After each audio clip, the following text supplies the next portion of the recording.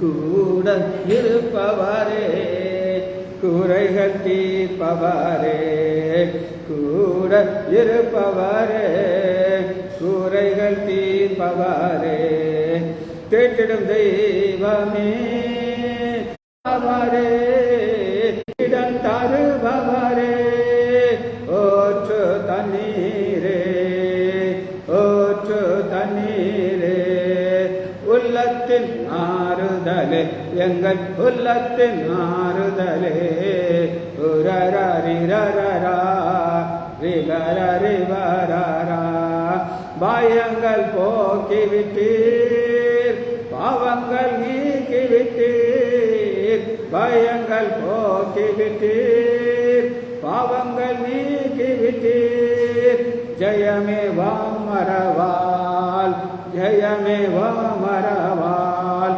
ஜபமே வம் தயவால், தினம் ஜபமே வம் தயவால், ஆவியே என்னோட துணை, அபிஷேகநாதரே, அச்சார மாணவரே, அபிஷேகநாதரே, அச்சார மாணவரே, மீட்பே நாளுக்கன, மீட்பே நாளுக்கன, முத்திரையானவரே, எங்கள் முத்திரையானவரே, பரிசுத்த ஆவியே, பக்தர்கள் துணையாளரே, சத்துரு வரும் போது எதிராய் கொடிபிடிப்பீர், சத்துரு வரும் போது எதிராய் கொடிபிடிப்பீர், எக்காலம் ஊதுகிறோம், நாங்கள் எக்காலம் ஊதுகிறோம், எதிரியை வென்று விட்டோம், ஓவரா ரிவரா ரிவரரா, ஓவரா ஓவரரா ரிவரா ரிவரரா, அயல்மொழி பேசுகிறோம், அதிசயம் காண்கிறோம், அயல்மொழி பேசுகிறோம், அதிசயம் காண்கிறோம், வரங்கள் பெறுகிறோம், நாங்கள் வரங்கள் பெறுகிறோம், வளமாய் வாழ்கிறோம்,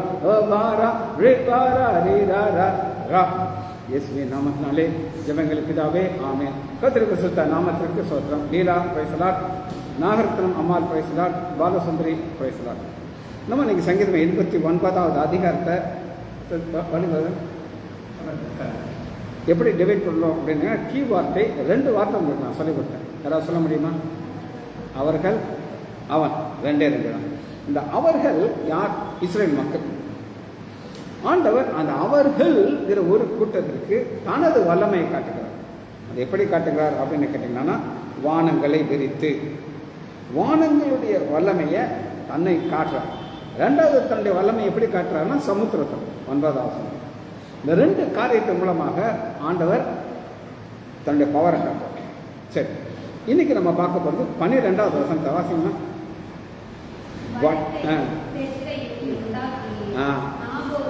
உண்டாக்கினீர். ஆண்டவர் என்னென்னமோ உண்டாக்குனதுல என்ன உண்டாக்கியிருக்கிறாரு? திசை. இந்த திசைகள் இல்லைன்னா நம்மளால வாழ முடியுமா? இன்னமே முடியாது. திசை இல்லாம வாழ முடியாது. ஸோ ஆண்டவர் ஆதியாகமத்தில் கிரியேஷனில் நம்ம பார்க்கணும். அங்கே இந்த வார்த்தை இருக்கா?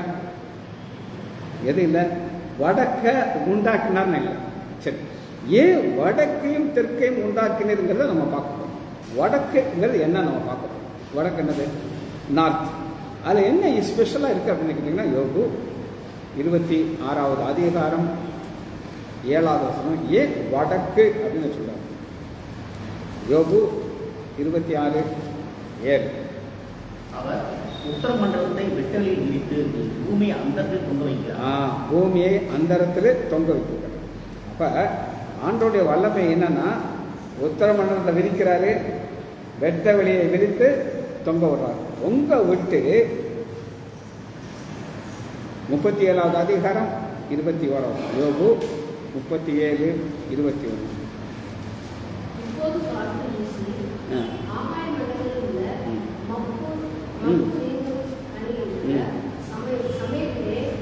வடக்கே இருந்து ஆண்டவர் கிரியேட் பண்ண பல இதில் ஒன்றுனது வடக்கு. அந்த வடக்கில் என்ன இருக்குது? ஒரு பரலோகம் இருக்குது. என்ன இருக்குது? வாசனம் பொன்மயமான காந்தி வருகிற போது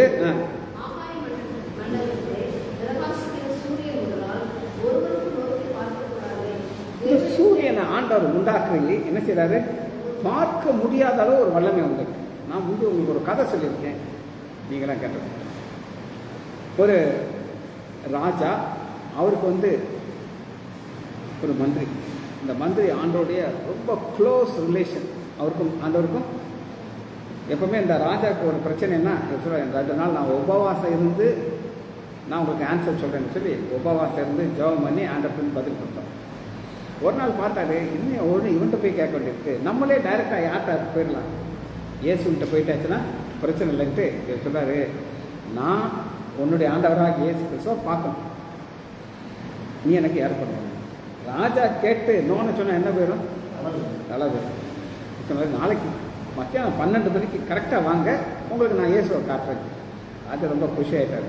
இந்த பைலட் தேவையில்லை, மிடில் மேன் தேவையில்லை, இல்லை ஓட்டி மட்டும் சொல்ல வேண்டியது. என்ன நேரம் இருந்துச்சு நான் அவர்கிட்ட கேட்டுட்டேன். 12 மணிக்கு அந்த சூரியனை காட்டுறாரு. ராஜா ஒரு நிமிஷம் எவ்வளவு உங்கள் கண்ணை மூடாமல் இந்த சூரியனை பாருங்க. பார்த்துட்டு கண்ணை முடிக்கிறையோ, என் கண்ணை அவுஞ்சி போயிருக்காரு. அது சொல்கிறாரு, ராஜா உங்களால் இந்த சூரியனை பார்க்க முடியல, ஆனால் அந்த சூரியனை உண்டு பண்ணினது எவ்வளோ வல்லங்க. அதான் சூரியனை பார்க்கக்கூடாது. அவர் உண்டாக்குன டைரக்ஷன் என்னது? வடக்கு. அந்த வடக்கில் தான் பரலோக ராஜ்யம். எசேக்கியேல் 1வது அதிகாரம் 4வது வசனம். அவர் உண்டு பண்ணின வடக்கில் அடுத்த ஒரு ஆசீர்வாதம் வச்சிருக்கார். எசேக்கியேல் 1:4. இதோ வடக்கே இருந்து காற்றும் பெரிய மேகம். இந்த மேகத்தை குறித்து உங்களுக்கு என்ன ஒரு விளக்கம் தெரியும்? இது ஒரு வெஹிக்கிள். நான் என் வண்டியை பார்த்துக்கீங்க, குட்டியாக பெருசா குட்டி புல்லட்டெல்லாம் பார்த்தீங்க எப்படி இருக்கும். நான் பார்த்துட்டு பாம்பு போல இருந்துச்சு, அதில் போயிட்டே இருக்கும். இன்னைக்கு நிறைய பேர் ஓட்டலே பண்ணுவாங்க, நான் சாமி உட்காந்துக்க. 2 வெஹிக்கிள் வந்து குட்டி வெஹிக்கிள். ஆனால் ஆண்டோட வெஹிக்கிள் வந்து முப்பட்டு கிடையாது. எது? மேகம். அவர் தான் மேகத்தில் வருவார், மேகத்தில் தான் போனார், 2வது மேகத்தினார். அது வசனம் எல்லாம் குறிப்பிட்டு இப்போ அங்கே நான் போகிறாப்புல. சரியா? அடுத்த வாசனம். இல்லைங்களா? மேகம் ப்ளஸ் அக்னி வர கண்டேன். அதை சுற்றி பிரகாசமும் அதன் நடுவில் அக்னி விளக்கிய சொகுசா நிறம். அப்போ இந்த சொகுசா நிறங்கிற ஒரு நிறம் எங்கே இருக்குது அப்படின்னு நீங்கள் கேட்டிங்கன்னா வடக்கே. வடக்கே பரலோகம். இது பரலோக தரிசனம். அங்கே நம்முடைய ஆண்டவராக இயேசு கிறிஸ்து 27வது வசனம் இருப்பாங்க. அவருடைய இருப்பாக காணப்பட்ட முதல் மேலெல்லாம் உட்புறம் சுற்றி இந்த அத்திமயமான. அதாவது ஒரு மனுஷன் 2ஆக டிவைட் பண்ணுறோம், 50-50. இடுப்புக்கு மேலே, இடுப்புக்கு கீழே. இடுப்புக்கு மேலே எல்லாமே என்னது? பரலோக கலர். உட்புறம் சுற்றி இந்த அத்திமயமான சொகுசாவின் நிலமாய் இருக்கையே அவருடைய இருப்பாக காணப்பட்ட முதல் கீழெல்லாம் அக்னிமயமாகவும் அதை சுற்றி பிரார்த்தமாக இருக்க கண்டி. சரி, இதுதான் வடக்கே இருக்கிற சூழல். இதை யார் உண்டு பண்ணால்? நம்முடைய ஆண்டவராக பிதாவாகியதை கிரியேட் பண்ணியிருக்கிறோம். சரி, இதில் இன்னொரு ஆசீர்வாத கட்டம். முதல்ல வசனத்தை வாசிச்சுக்கோங்க, திரும்ப எடுத்துக்கோமா. சங்கீதம் 89வது அதிகாரம் 12வது. வடக்கு தெற்குங்கிறது என்னது தெரியுமா உங்களுக்கு? இப்போ எங்கள் வீட்டில் இங்கே வர்றதுக்கு டிஸ்டன்ஸ் இருக்கா? இருக்கு. அதை மாற்ற முடியாது. உங்கள் வீட்டுக்கு போகிறதுக்கு வடக்கு டிஸ்டன்ஸுக்கு வெள்ளை கிடையாது. எல்கை இல்லாததான் வடக்கு தெற்கு. சங்கீதம் 103வது அதிகாரம் 11. சங்கீதம் 103:11. பூமிக்கு வானம் எவ்வளவு உயரமாக இருக்கிறதோ அவருக்கு பயப்படுமே அவருடைய கிருபையும் அவ்வளவு. இந்த பூமிக்கு வானத்தை உங்களால் டிஸ்டன்ஸ் எப்படி அளக்க முடியாதோ அதுபோல் அவருடைய கிருபை யார் மேலே இருக்குது? பைபிள். இன்னைக்கு காலையில் எங்கள் ஆலயத்தில் இந்த அது எனக்கு அது சம்மந்தமில்லாத ஒரு காரியம். எங்கள் இதில் வாலிபர்கள் ஆண்கள் சங்கம் ஒன்று இருக்கு. அவங்க பாட்டு பாடினாங்க. அவங்க பாட்டு பாடும்போது நான் என்ன பண்ணிட்டேன் தெரியுமா? அடுத்த வாரத்துக்குள்ள மெசேஜ் எழுதி முடிச்சிட்டேன். இது சரியா தப்பா? என்கிட்ட கேட்க தப்பு தான், கரெக்டு. எனக்கு அது புரியாது. ஏமா அவங்க ரொம்ப குஷியாக பாடுறாங்க. எங்கள் பாஸ்டர் கடைசியில் ஒரு வார்த்தை சொன்னால் எனக்கெல்லாம் தலை சுற்றி என்ன சொன்னார் கேட்டுங்க, நீங்கள் வரல இல்லை என்ன சொன்னார்னா, இவருடைய மனைவிமார்கள் அங்கிருந்து பார்த்துட்டு நீங்க கேட்ட ஆன வாய்க்கு ஏன் புருஷனா எப்படி பாடுறாங்க புரியுதா? அவங்க திரும்ப இருந்தாலும் எப்படி பாடுவாங்க. இன்னொன்று எங்கள் பாஸ்டர் உட்காந்துக்கிற இடத்துக்கிட்ட ஒரு பெரிய மரம் இருக்கு, அங்கே பார்த்தாலும் தெரியாது கிறிஸ்துவஸ் மரம் இருக்குது. ஆனால் அவர் சொல்றாரு எல்லா மனைவிகள் எப்படி பார்க்குறாங்க, என் புருஷனை அப்படி பாடுறாரு. எதுக்கு நான் சொல்றேன்னா, இங்கே நம்ம பார்க்குறோம் கிருபை, அவங்க பாடுறது கிருபை. ஆனால் நான் உட்காந்து என்ன பண்ணிட்டேன், எழுதிட்டேன், மெசேஜ் எழுதிட்டேன். இதுதான் கிருபை. 12 மேற்குக்கும் கிழக்குக்கும் எவ்வளவு தூரமோ அடுத்து தகப்பன் தன் பிள்ளைகளுக்கு இறங்குவதை போல கர்த்தர் தமக்கு பயன்படுத்தும் இருக்கிறார். இதுதான்மா ஏசி. இந்த டிஸ்டன்ஸ் டைரக்ஷன்ங்கிறது இதுதான். நம்மளை ஆண்டவர் தன்னுடைய அன்பை காட்டுறாரு, எல்லாத்தையும் காட்டுறாரு. சரியா? 2வது வசனத்தை திரும்ப வாசிப்போமா? சங்கீதம் 89வது அதிகாரம். வானங்கள் உம்முடையது இல்லை 12 வடக்கையும் தெற்கையும் உண்டாக்கினர். தாபோரும் எர்மோனும் நாமும் விளக்கம். இதில் தாபோர் என்னன்றதை நம்ம பார்க்கணும். இப்போ இது ஒரு பைபிள் ஸ்டடினால தாபோர்னா என்னென்ன பார்க்கணும். வாசிப்போமா? நியாயாதிபதிகள் 4வது அதிகாரம் 6 பக்கம் 312 4:6 306 அவர் நப்தலியுள்ள எலிசேலுக்கும் அஜ்னோத்தின் குமாரன் பாராத்தின் மலைக்கு நீ நப்தலி புத்திலும் செபுலோன் புத்திலும் 16,000 பேரை கூட்டிக்கொண்டு தாபோர் மலைக்கு போகிறவாய். இது என்ன மலைக்கு? தாபோர் மலை. சரி, இப்போ ஒரு தாபோர் மலையில் இப்போ நான் உங்களுக்கு என்ன சொல்றேன், நான் திரும்ப சொன்னேன். ஆண்டவர் தன்னுடைய வல்லமையை காட்டுறேன். யாருக்கு? இஸ்ரேல் மக்கள். இப்போ உங்களுக்கு என்ன வல்லமை காட்டாதுன்னா நீங்கள் சொல்லுவீங்க எனக்கு இதெல்லாம் பண்ணாங்க, எனக்கு கேட்டால் நான் பெரிய லிஸ்ட் கொடுப்பேன். ஆனால் இஸ்ரேல் மக்கள், நான் உங்களுக்கு சொல்கிறேன் திரும்ப, அவர்களுக்கு இஸ்ரேல் மக்கள், அது அவர்களுக்கு இந்த ஒரு மலையில் ஒரு பெரிய ஒரு அற்புதத்தை செய்தார். எந்த மலையில்? அது என்னன்றதை நான் முதல் சொல்கிறேன், அதுக்கப்புறம் நீங்கள் சொல்லுங்கள். இப்போ ஒரு ராஜா இருக்கான், அவனை நீங்கள் பார்க்கலாம். 3வது 4:3 நியாயாதிபதிகள் 4:3.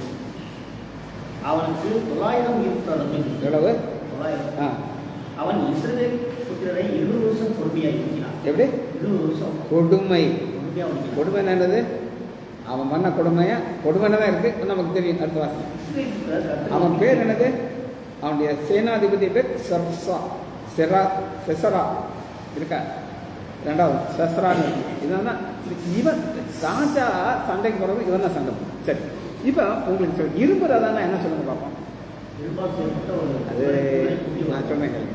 இரும்புறதான எப்படி நான் சொன்னேன்னா, அயனில் இந்த பக்கம் ஃபுல்லாக நீட்டு கம்பி, அதில் ஒரு சுத்ராப்பில் ஒரு கத்தி ஷார்ப்பாக இருக்கும். நீங்கள் அந்த பக்கம் போனீங்கன்னா உங்களை அப்படியே பீஸாக இருக்கும். அவன் நீங்கள் யுத்தத்தில் இருப்பீங்க, அந்த இரும்பு இடத்துல போவான், உங்கள் நிலம் என்ன ஆயிரும்? பீஸ் ஆகிடும். ஆண்டவர் இவனை என்ன செய்தார் அப்படின்னு கேட்டீங்கன்னா, நான் உங்களுக்கு வாசிக்கிறேன். 7வது வருஷம். நான் செசராவையும் அவன் சேனைகளையும் கீசோன் பள்ளத்தாக்கிலே இடத்துக்கு வர இழுத்து நல்லதுதான் கையை பிடிச்சி இழுக்கிறாப்புல அவன் அந்த பள்ளத்தாக்கு கொண்டாடுறாரு. ஏன் பள்ளத்தாக்கு கொண்டாடுறாரு அப்படிங்க? அது ஃபுல்லாக சகதியாக. நீங்கள் எங்கேயாவது வண்டி சகதியில் மாட்டி பார்த்துருக்கீங்களா? போகுமா? ரொம்ப கஷ்டம். இது இரும்பு இன்னும் என்ன செய்யும்? வெயிட் இருக்கும். அதாவது இந்த செசரா தான் ஃபர்ஸ்ட் போகிறான். அவன் இரும்புறது தான் பயங்கரமாக இருக்கும். ஆண்டவர் நினைச்சாருன்னா, நான் இந்த இழுத்து வர வேண்டும். இழுத்து எப்படி கொண்டாந்தாங்க தெரியாது, நான் கொண்டாந்துட்டாங்க. சரியா? இதுக்கு என்ன செய்யணும் அப்படின்னு கேட்டீங்கன்னா, வாசிங்க, இப்போ வாசிங்க பார்ப்போம். அவனை உன் கையில் ஒப்புக் கொடுப்பேன் என்றும் இஸ்ரவேலின் தேவனாகிய கர்த்தர் வந்து கட்டளையிடவில்லை. 14வது வசனம் வாசிங்க. 14. அப்பொழுது தெபோரா பாராக்கை நோக்கி, பாராக்கு தான் இவங்களுடைய தலைவன். வாசிங்க. எழுந்து போ, கர்த்தர் சிசராவை உன் கையில் ஒப்புக் கொடுக்கும் நாள் இதுவே, கர்த்தர் உனக்கு முன்பாக புறப்படவில்லை. அப்பொழுது பாராக்கும் அவன் பின்னாடி 16,000 பேரும் தாபோர் மலைக்கு இறங்கினார்கள். எங்கிருந்து இறங்குறாங்க? தாபோர் மலையிலிருந்து இறங்குறாங்க. கர்த்தர் சிஸ்ராவையும் அதில் எல்லா அவர்களையும் சேனையில் இறங்கி பாராக்கு முன்பாக பட்டை கழித்தினால். இப்ப இதனுடைய பவரை எதுல இருக்குது? ரதத்துல இருக்கு. ரதம் அசைய மாட்டேங்குது. இப்ப ரதத்துல உட்கார்ந்தா வேலை நடக்காது. அதனால அந்த ரதத்தை விட்டு கீழே இறங்கி ஓடுறான். பண்ணாரு பாராக் ரதங்களையும் சேனையையும் புரஜாதிகளுடைய அரோசேத் மற்றும் துரத்தினான். சிஸ்ராவின் சேனையெல்லாம் பட்டை கழித்தினால் விழுந்தது. ஒருவரும் மீறி இருக்காங்க. இந்த இவனை மட்டும் எங்க அனுப்புறாருன்னா ஒரு பொம்பளை வீட்டுக்கு அனுப்புறாரு. ஒரு கூடாரத்துக்கு தர்றாரு. 17. சிஸ்ரா கால்நடையாக கேனியானான எபேரின் மனைவி யாக்கோபுடைய கூடாரத்துக்கு ஓடி வந்தான். அப்பொழுது யாவி என்னும் ஆசோரின் ராஜாவுக்கும் கேனியான எபேரியின் வீட்டிற்கும் சமாதானம் உண்டாயிருந்தது. யாக்கேல் வெளியே சிரசாவுக்கும் ஒரு அக்கா பேர் யாக்கேல். புரியுதா? ஐயோ ஒரு பயங்கரமான பொம்பளை சொல்றா. ராயான கூப்பிட்டு அவன் தண்ணி கேட்டான். இப்போ பாலை கொடுக்குறா. ஒரு துணியை வச்சு மூடி வச்சுட்டு ஒரு சுற்றி வச்சு நெத்தியில் ஓங்கி ஒரு அடி அடிக்க சொல்லி வச்சுட்டான். இதான் சொல்றேன். இப்போ இதெல்லாம் எதுக்காக ஆண்டவர்? இது ஒரு மலையை காட்டி இவ்வளவுன்னு சொல்றாங்க. அந்த மலைக்கு பேர் என்னது? தாபோர். சரியா? ரெண்டாவது எர்மோன் மலையை நம்ம காட்டுறவங்களுக்கு சங்கீதம் 133வது அதிகாரம் 3வது 133 எர்மோன் மேலும் சீயோன் பர்வதங்கள் மேலும் இறங்கும் பனிக்கும் பனிக்கு ஒப்பாயிருக்கு. இதை நான் ஏற்கனவே உங்களுக்கு நான் சொல்லியிருக்கேன். பனிங்கிறது என்ன சொல்லுங்க? தண்ணி ஆசீர்வாதம். என்னது? அதாவது நமக்கு பனியை பற்றி தெரியாது. நமக்கு பனின்னா சளி பிடிச்ச மக்கள். ஆனால் அந்த இஸ்ரேல் மக்களுக்கு ஆண்டவர் என்ன கொடுப்பார்னு சொல்லி சொன்னா மழையும் பனியும். அவங்களுக்கு பனி ரொம்ப ரொம்ப அவசியம். நமக்கு பனி அவசியமா? அவங்களுடைய செடி இதில் தான் வளரும். இதெல்லாம் வளரும். வாசிக்கிட்டா 1 ராஜாக்கள் 17வது அதிகாரம் 1 வசனத்தில் பனியை குறித்து ஆண்டவர் ஒரு மலை பிளஸ் பனி. கீழியத்தின் குடிகளாகி திஸ்பியா நகர எலியா ஆகாபை நோக்கி என் வாக்கின்படி அன்றி இந்த வருஷங்களிலே பனியும் மழையும் பெய்யும். எது முக்கியம்? பனி. கேட்டுக்கோங்க. இந்த எஸ்டேட் நீங்கள் எஸ்டேட் இருக்கீங்களா? அங்கே பனி பெய்யுமா இல்லையா? எதுக்காக பனி பெய்யும் சொல்லுங்க? அங்கே இருக்கிற அந்த என்னதுமா காஃபியா தேயிலை தோட்டத்தில் பனி பெஞ்சா தான் எது வரும்? இதுதான் அவங்களுக்கு தெரியும். ஏன்னா அவங்க எஸ்டேட் இருந்தது. புரியுது அவங்களுக்கு? இப்போ ஆண்டவர் பனியை கொடுக்கறது, அந்த பனிங்கிறது ஒரு ஆசீர்வாதம். சரியா? ரைட். இதில் என்ன ஒரு ஆசீர்வாதம் வரும் அப்படின்னு கேட்டிங்கன்னா பார்த்தீங்கன்னா தொடர்ந்து வாசிங்க பார்ப்போம். அங்கே கர்த்தர் என்றென்றைக்கும் ஆசீர்வாதத்தை ஜீவனையும் கட்டளையிடுகிறார். இது என்னன்னு அப்படின்னு கேட்டால் சங்கீதம் 65வது அதிகாரம் 16 65 11 வருஷத்தை உங்களுடைய நன்மையால் முடிசூடி ஒரு பாதைகள் நெய்யாய் புரிகிறது. வனாந்தர தாவரங்களும் புரிகிறது. வீடுகளும் குறிப்பாக பாருங்க. இது எங்கிருந்து வருதுன்னா 10வது வசனத்துல ஆண்டவர் ஆசீர்வாதத்தை எப்படி கொடுக்குறாரு, எதுலேருந்து ஆரம்பிக்கிறார் அப்படின்னு 10 வாசிங்க பார்ப்போம். சங்கீதம் 65:10 அதன் வரப்புகள் கனியத்தக்கதாய் அதன் படைச்சால்களுக்கு தண்ணீர் இறைத்து அதை மழைகளால் கரைய பண்ணி அதன் பயிரை ஆசீர்வதிக்கும். பயிர் ஆசீர்வதிக்கப்படுறா என்னன்னு சொல்றேன் நான் சொல்றேன். இப்போ ஒரு தடவை நல்லா மழை பெஞ்சிருக்கு, நெல் விளைஞ்சிருக்கு, இனி அறுக்க வேண்டிதான். ஆனால் அந்த நேரத்தில் ஒரு வாரத்துக்கு மழை பெஞ்சி இங்கி நாசமாக போச்சு. இப்போ அந்த மழை ஆசீர்வாதமாக சாபமாக சாபம் அவங்க எல்லாம் அணுகுறாங்க. இல்லையோ நாங்கள் இறங்கி அறுக்க முடியும்னு சொல்லி. ஆனால் இது அப்படி கிடையாது. தண்ணீர் 10 11 அதை பயிரை ஆசீர்வதிக்கிறீர், வருஷத்தை இந்த முடி சொல்றதுனா என்ன சொல்லுங்க பார்ப்போம். ராஜாக்கு தான் முடி சொல்றாங்க. ஆண்டவர் அவர் பிள்ளையில ஆசீர்வதித்து 12 வனாந்தர தாவரங்கள் பொழிகிறது. இந்த வனாந்தர தாவரங்கள் பொழிகிறதுங்கிறத நீங்க யூடியூப்ல பார்த்தா தான் புரியும். நான் உங்களுக்கு சொல்றேன் என்ன சொல்றேன். இந்த இஸ்ரேல் தேசத்துல 3/4 வனாந்தரம். அன்னைக்கு ஒரு யூடியூப்ல ஒரு போட்டிருக்கான். அவங்க என்ன செய்யறாங்கன்னா ஒரு பெரிய ஒரு சேனல் தோன்றாங்க வனாந்தரத்தை. அது எங்கேருந்து வருது அப்படின்னு கேட்டிங்கன்னா, நல்ல தண்ணி இருக்கிற ஒரு லேக் இருக்கு. அது என்ன தெரியுமா?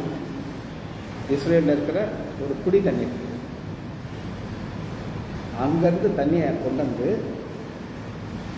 ஃபுல்லாக சப்ளை பண்ணுறாங்க. அந்த 2 பக்கமும் விவசாயம் நடக்கும்.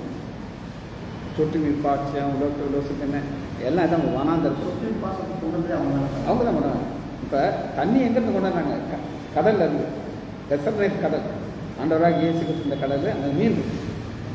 அங்கேருந்து கொண்டு வந்து 13 மேய்ச்சல் உள்ள வெளிகளை அவைகள் கெம்பீரித்து பாடிகள். புரியுது உங்களுக்கு? ஆண்டவருடைய ஆசீர்வாதம் இந்த மாதிரி வரும். சரி, இப்போ 13 வசனத்துக்கு வரும். உமக்கு வல்லமையுள்ள புயம் இருக்கு, உமது கரம் வராக்கிரமம், உமது வலது கரம் உன்னதமாக. இப்போ தாவீது என்ன செய்யறாரு அப்படின்னு கேட்டீங்கன்னா, இஸ்ரேல் மக்களுக்கு ஆண்டவர் செய்கிற உதவி எதிலிருந்து வருது? கரம். இப்போ ஒரு டாக்டர் யாரும் கேட்காது, என்னைய மாதிரி அவர் ஒரு ஆர்த்தோபெடிக் சர்ஜன். அவர் இந்த மூட்டு எல்லாமே அவருக்கு ஸ்டிஃப் ஆகிடுச்சு. இதுக்கு மேலே அவரால் கையை அசைக்க முடியாது. இருக்குல்ல? இப்போ இவரால் ஆபரேஷன் பண்ண முடியுமா?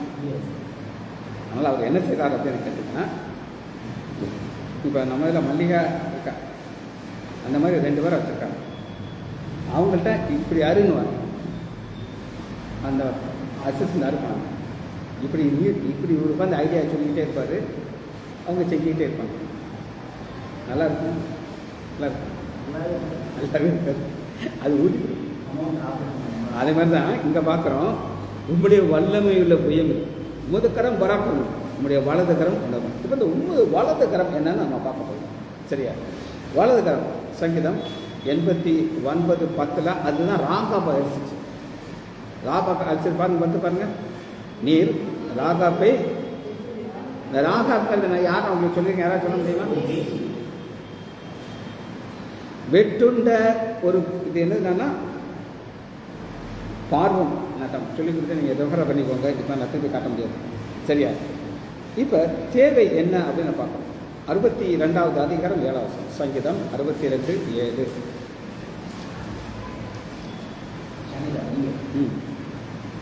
என் ரட்சிப்பும் என் மகிமையும் தேவனுக்கு இருக்கு, என் பலனான கண்ணன் என் அடைக்கலம் தேவனுக்குள் இருக்கும். இந்த தேவனுக்குள்ள இருந்து நமக்கு என்ன கிடைக்குது அப்படின்னு கேட்டிங்கன்னா, 12 கிருபை உம்முடையது ஆண்டவரே, அவன் செய்யத்தக்க பலன். நீங்கள் எந்த அளவுக்கு நீங்கள் ஆண்டவரை நம்புறீங்களோ ஆண்டவன் செய்யாது அதை கொடுத்துறாரு. சரியா? இது இந்த புயம் என்ன செய்யணும்னு சொல்லி 1 சாமுவேல் 2வது அதிகாரம் 2வது வசனம், 1 சாமுவேல் 2:2. இது யார் சொல்கிறா அப்படின்னு கேட்டிங்கன்னா, அன்னாள் அப்படின்னு ஒரு அம்மா. அதுக்கு என்ன கிடையாது? பிள்ளை கிடையாது. பிள்ளை பிறந்துருச்சு, ஆண் பிள்ளை பிறந்துருச்சு. அம்மா பிடிக்க முடியுமா? பிடிக்க முடியாதா? பிடிக்க முடியாது. ஏம்மா உனக்கெல்லாம் எப்போ பிள்ளை பிறந்துச்சு? உடனே. அதனால் அதுக்கு வேல்யூவே தெரியாது.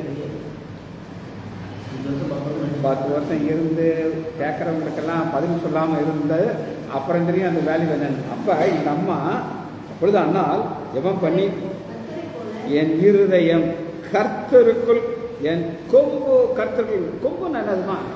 வல்லமை. இந்த அம்மாவுக்கு இப்போ வல்லமை யாரு? ஆண் பிள்ளை. எனக்கு பையன் பிறந்திருக்கான், எனக்கு என்ன வந்துருச்சு? ஆமாம், ஆசி. கர்த்தரை போல் பரிசுத்தம் உள்ளவங்க உண்மையில் உண்மையில்லாமல் வேறொரு இல்லை. இப்போ இந்த கொம்பு என்ன செய்யுதுன்னா, 3வது இது யாரும் பேசாதீங்க, என்ன செய்யாதீங்க. இவ்வளோ நாள் பேசுகிறவங்களாம் என்ன செய்ய முடியாது, பேச. இது கர்த்தருடைய காரம் செய்கிற ஒரு விசேஷமான காரியம். சரி, இந்த வலது கரத்தில் ஆண்ட ஒரு ஸ்பெஷல் பவர் அதை உங்களுக்கு. வலது கரம்னா என்னதுமா? ரைட் ஹேண்டா லெஃப்ட் ஹேண்டா? Right hand. அந்த ரைட் ஹேண்டில் என்ன ஸ்பெஷல் இருக்குது அப்படின்னு கேட்டிங்கன்னா, சங்கீதம் 63:8. என் ஆத்மா உண்மை தொடர்ந்து பயிற்சி கொண்டிருக்கிறது, உங்கள் வலதுகரம் என்னை தாங்குகிறது. ஏமா இந்த டேபிளை பார்க்குறீங்க, இந்த டேபிள் என்ன அதெல்லாம் வைக்க முடியுமா? டேபிள் என்ன அதெல்லாம் வைக்க முடியுமா? முடியாது. இதெல்லாம் வைக்கிறதுக்கு என்ன வேணும்? இது தாங்கி கொண்டிருக்குது. அது மாதிரி ஆண்டவர் செய்தாது நம்மளை தாங்கி பிடித்து கொண்டிருக்கிறாங்க. இதனால் இந்த வலது கரத்தினால. சரி, அடுத்து பாருங்க 14வது வசனம்.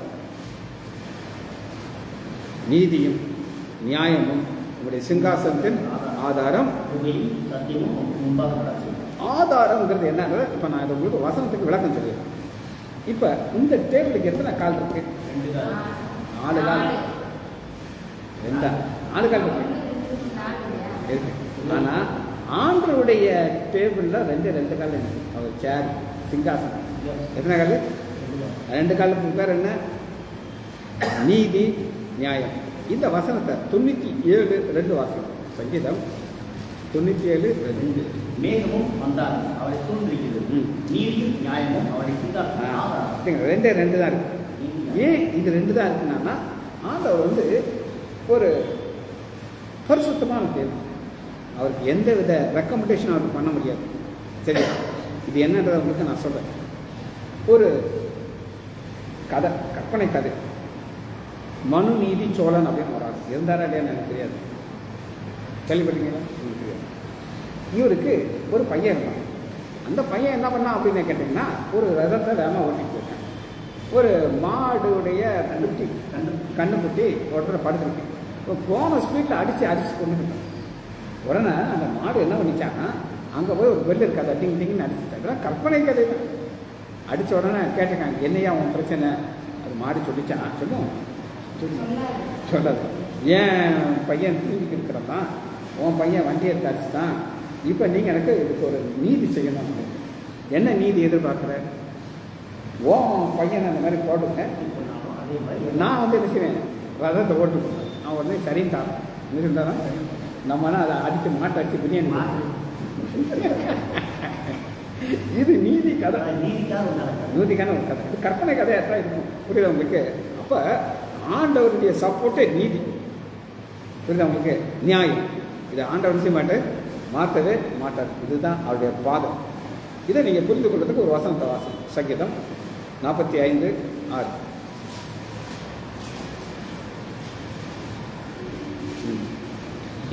தேவனே அந்த நீதியும் நியாயம் இருக்கிற சிங்காசனம் என்றென்றைக்கு இருக்கு. இப்போ மோடி அப்படின்னு ஒருத்தர் இருக்கார். அவர் எத்தனை வருஷம் நீ அடுத்து பிரைம் மினிஸ்டராக இருப்பார் தெரியாது. Anything happen any time. புரியுது உங்களுக்கு? ஆனால் இது அப்படி கிடையாது. நித்தியத்திற்கு உள்ள சிங்காசனம்.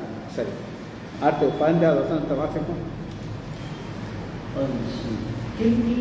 கம்பீர சத்தத்தை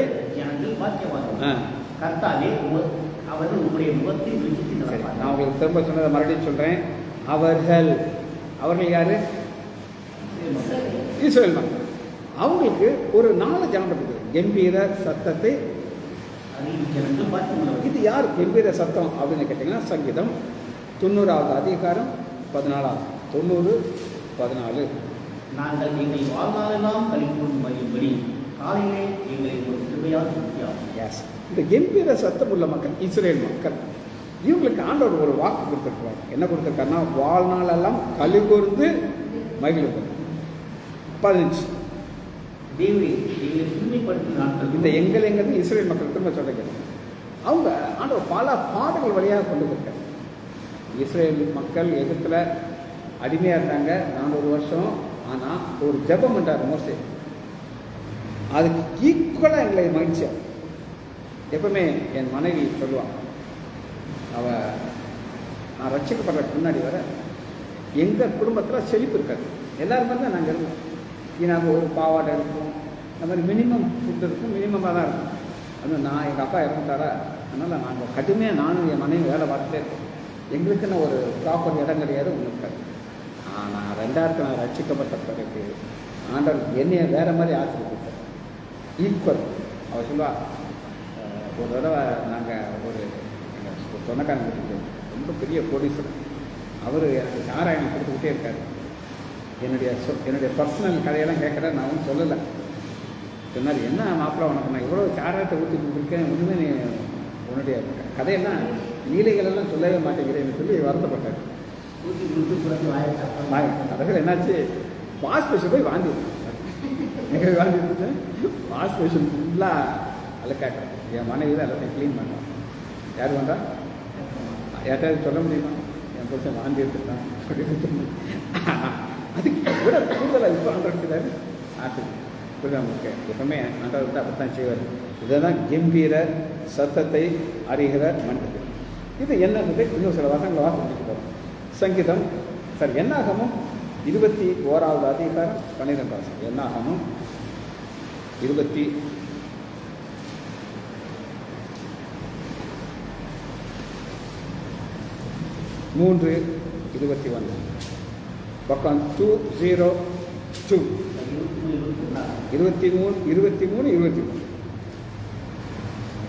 21 அவர் யாக்கோபிலே அக்கிரமத்தை காண்பிக்கவில்லை. அக்கிரமம் இருக்கா? இருக்கு, பார்க்க மாட்டாங்க. இஸ்ரவேலை குற்றம் பார்க்கிறதும் இல்லை. அவரை தேவனாய் கர்த்தர் அவர் கூடவே இருக்கிறார். ராஜாவின் ஜெய கம்பீரம் அவர் கூட இருக்கிறது. ராஜாவின் ஜெய கம்பீரங்கிறது என்ன அப்படின்னு கேட்டீங்கன்னா, என்னுடைய ஆண்டவர் என்னை ஒரு பாதையில் கொண்டு போகும். அந்த பாதையில் நான் போகும்போது என்னுடைய தேவையெல்லாம் அவர் அறிஞ்சிருக்கிறார். சரியா? இதுவரை உங்களுக்கு சொல்லாத ஒரு சாட்சியை சொல்றேன். இது கேவலமான சாட்சி இருந்தாலும் சாட்சி தான். கொடைக்கானல எனக்கு ஒரு அழகான வீட்டு, அங்கே ஒரு சிட் அவுட், நானும் என் மனைவி உட்காந்து ஒரு சீனரி அழகாக உட்காந்து ஒரு காவியை குடிப்போம், அதை பார்த்துக்கிட்டே இருப்போம். பக்கத்தில் ஒருத்தங்க வீட்டில் பாத்ரூம் கக்கூஸ் நாத்தம் பிடிக்கும். நாங்கள் என்னென்னமோ ட்ரை பண்ணி பார்த்தோம், அகர்பத்தியை கொளுத்தி இருக்கோம், ஒரு அடிக்கிற வாடையில் ஓடியே போயிடும். இந்த தடவை பார்த்தா வாடியே இல்லை. நாங்கள் என்னென்னமோ ட்ரை பண்ணிருக்கோம். அந்த அம்மா சொல்லுது, சாரி சார், எங்கள் பாத்ரூம் வந்து கெட்ட வாடை அடிக்குன்னு நாங்கள் கேள்விப்பட்டோம். இப்போ நாங்கள் ஒரு அவுட்லெட் பைப் வச்சுட்டோம், இந்த பைப்பு மேலே வாடையெல்லாம் போயிடும். பார்த்தா நாங்கள் சொல்லவும் இல்லை, இது ஜெபமும் பண்ணலை, நாங்கள் எங்கள் முயற்சி தான் முடிச்சிட்டோம், இது ஒன்றும் முடியாதுன்னு ஆண்டவர் கிரியை செய்கிறோம். இந்த பைப்பு மேலே போகுது. இது யார் சொல்லி செஞ்சாங்க? நாங்கள் அந்த மட்டும் சொல்லவே இல்லை. உங்களுக்கு இது கேவலமாக இருக்குங்க, உங்களுக்கு நாற்று அடிக்கணும். நாங்களாம் நினைப்போம் கொஞ்சம் பின்னாலாவது வாங்கி கொடுப்போம் அந்த அம்மாட்டன்னு சொல்லி. ஆனால் இதுதான் ஆண்டவர் சொல்கிற காரியம். பாருங்கள், எல்லாமே அவருக்கு தெரியும். ராஜாவின் ஜெயகம்பீரம் அவருக்குள்ள இருக்கிறது. 22 தேவன் அவர்களை, இந்த அவர்களை குறித்து நம்ம பார்த்தோம். எங்கிருந்து கிளம்ப வைக்கிறாரு? அடிமைத்தனத்திலிருந்து கிளம்ப வைக்கிறாரு. சரி, இது என்ன பலன் அப்படின்னு சொல்லி நம்ம பார்க்க போகிறோம். இந்த கம்பீர சத்தத்தை மட்டும் நம்ம பார்த்து இந்த செய்தியை முடிக்க போகிறோம். சங்கீதம் 33வது அதிகாரம் 12 33:12 கர்த்தரை தங்களுக்கு தெய்வமாக நினைச்சாங்க, அவர் தமக்கு சுதந்திரமாக தெரிந்து கொண்ட ஜனமும் வாக்கியமும். அந்த கம்பீர சத்தங்கிறது என்னன்னா, என் ஆண்டவர் எனக்கு எல்லாத்தையும் செய்துவார். அப்போ இங்கே ஒரு காரியம் சொல்லணும், கர்த்தரை தங்களுக்கு தெய்வமாக கொண்ட ஜாதி. இந்த ஜாதி யாரு? இஸ்ரவேல். இப்போ நம்முடைய கடவுளாக மாறிட்டார், ஆனால் இது அவங்களுடைய ஜாதி. அவர் தமக்கு சுதந்திரமாக தெரியும் ஜனம். இந்த ஜனம் இஸ்ரவேல். இவங்களுக்கு தான் ஆண்டவர் தன்னுடைய வல்லமையை காட்டுகிறார். ஜெபிச்சு படிப்போமா? மகா இரக்கமும் கிருபையும் உள்ள பிதாவே, துதிக்கிறோம் ஐயா. நன்றி உள்ள இருந்ததோடு உங்கள் திருசமூகம் வருகிறோம் ஐயா. இஸ்ரவேல் மக்களுக்கு நீ செய்த நன்மைகளை அவர்கள்ங்கிற ஒரு தலைப்பில் நாங்கள் தியானித்தோம் ஐயா. பிள்ளைகள் ஒவ்வொருவரையும் என் ஆண்டவராகிய இயேசு கிறிஸ்துவின் நாமத்தினாலே ஆசீர்வதிக்கிறேன். கம்பீர சத்தத்தை நாங்கள் அறிந்து புரிந்து கொள்ள எங்களுக்கு உதவி செய்வார். இயேசுவின் நாமத்தினாலே ஜெபங்கள் பிதாவே. ஆமென், ஆமென், ஆமென்.